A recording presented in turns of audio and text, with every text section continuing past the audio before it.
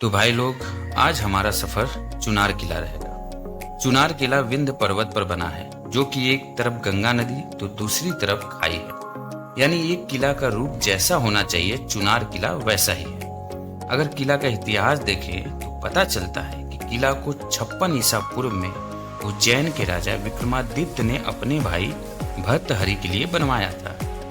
तो भाई लोग, कहानी कहे या इतिहास कहे, यह है कि राजा भर्तहरि अपना राजा वाला जिंदगी छोड़ के यहीं इसी पर्वत पे साधना के लिए आ गए थे, और भर्तहरि को वापस ले जाने के लिए विक्रमादित्य भी यहीं पहुंच गए। लेकिन भर्तहरि वापस घर जाने के लिए तैयार नहीं हुए। तब राजा विक्रमादित्य ने भर्तहरि की सुरक्षा के लिए इस किले का निर्माण करवाया। जब तक भर्तहरि जिंदा थे तब तक किले पे इन्हीं का अधिकार था। लेकिन भर्तहरि के मरने के बाद बहुत से शासकों के मध्य युद्ध हुआ इस किले को जीतने के लिए। चुनार के किला पे बहुत से शासकों ने राज किया व अधिकार किया था। 1141 से 1191 तक पृथ्वीराज चौहान, 1198 में शहाबुद्दीन गौरी, 1333 में स्वामीराज, 1445 में मोहम्मद सरकी, 1512 में सिकंदर शाह लोदी, 1529 में बाबर, 1530 में शेर शाह सूरी, 1536 में हुमायूं।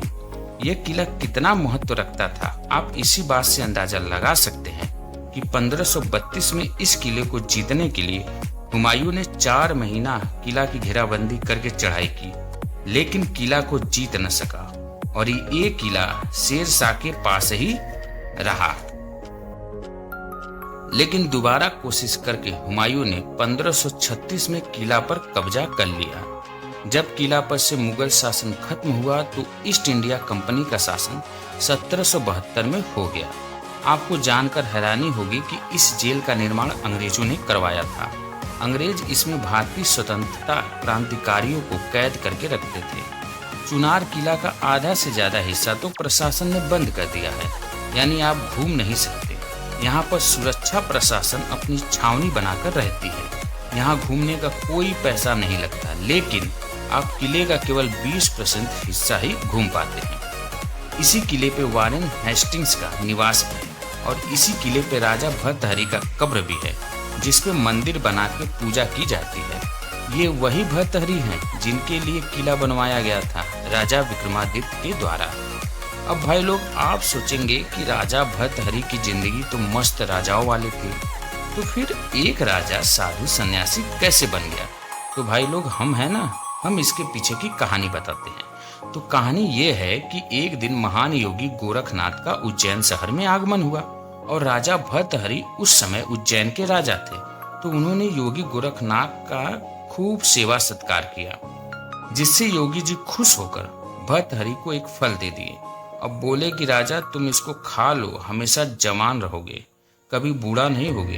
फिर योगी जी वापस चले गए और फल राजा के पास ही था। तो राजा ने सोचा कि मैं ये फल अपनी तीसरे नंबर की पत्नी पिंगला को दे दूंगा, वो खाएगी तो हमेशा जवान और युवा रहेगी। लेकिन पिंगला को जब फल मिला तो पिंगला ने वो फल राज्य के कोतवाल को दे दिया, क्योंकि पिंगला का संबंध कोतवाल से था।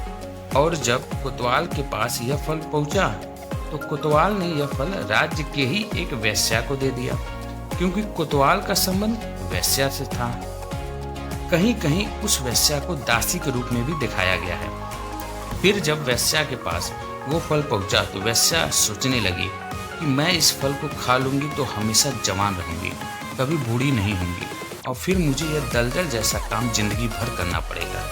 इससे अच्छा है कि मैं ये फल अपने राज्य के राजा भर्तहरि को दे देती हूँ, ताकि वो हमेशा युवा रहे और राज्य का कार्यभार हमेशा अच्छे से चले। फिर वो फल राजा भर्तहरि के पास वापस गया। राजा ने वेश्या से पूछा, ये फल कहाँ से मिला? वेश्या ने कहा, कोतवाल से। फिर राजा ने कोतवाल से पूछा, कोतवाल ने कहा कि रानी पिंगला ने दिया।